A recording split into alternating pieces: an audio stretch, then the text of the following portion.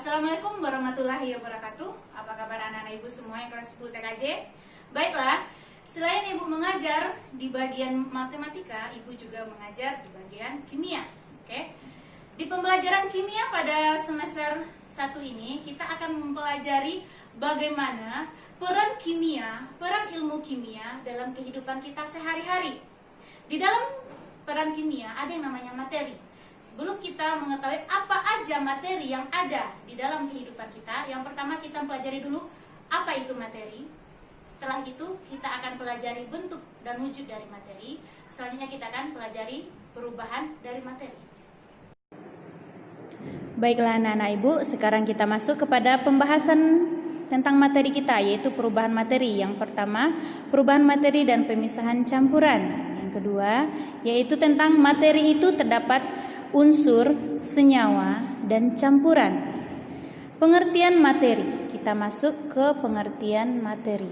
Apa sih materi itu? Sifat dasar materi itu adalah menempati ruang dan memiliki massa. Seluruh isi alam adalah materi. Massa adalah ukuran kelembapan, yaitu ukuran bertahannya suatu benda terhadap suatu gaya. Massa bergantung pada jumlah materi penyusunan benda itu.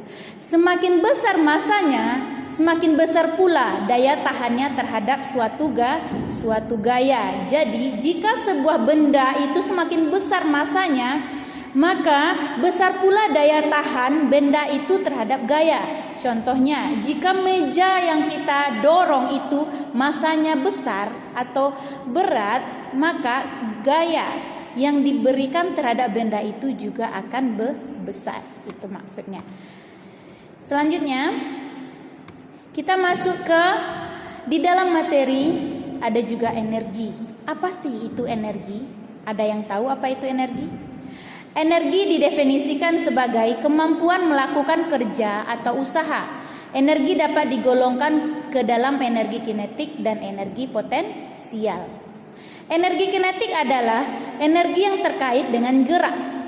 Sedangkan semua bentuk energi yang bergerak digolongkan energi potensial. Ini adalah bentuk dari pergerakan partikel karena energi kinetik gas. Ada pergerakan partikel. Hukum kekekalan energi. Di dalam energi itu ada hukum kekekalan energi yang dicetuskan oleh seorang profesor ahli yang bernama James Prescott Joule. Namanya adalah James Prescott Joule. Dia mengatakan bahwa energi selalu kekal, tidak dapat diciptakan dan dimusnahkan, hanya berubah bentuk dari satu ke bentuk lainnya. Makanya di dalam energi, satuan dari energi adalah Joule, karena penemunya adalah James Prescott Joule. Jadi energi itu selalu kekal, tidak dapat diciptakan dan dimusnahkan, hanya berubah bentuk dari satu bentuk ke bentuk lainnya. Itu adalah energi.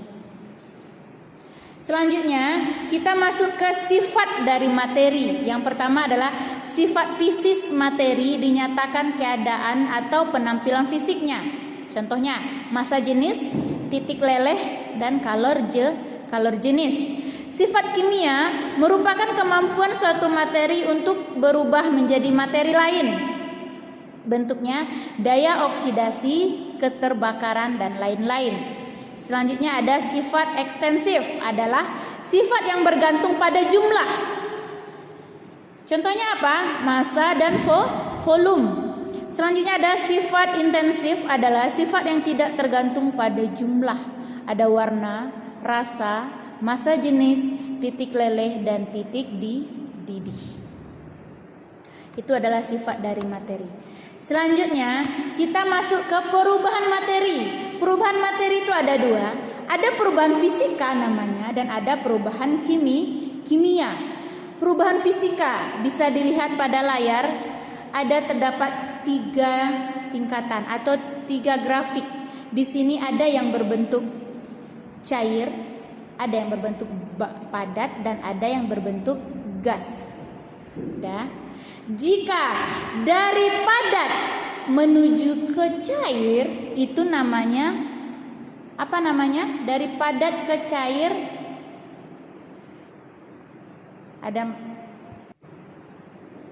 Pada perubahan fisika bisa dilihat dari cair membentuk ke padat itu namanya dia membeku. Dari padat ke cair itu namanya mencair.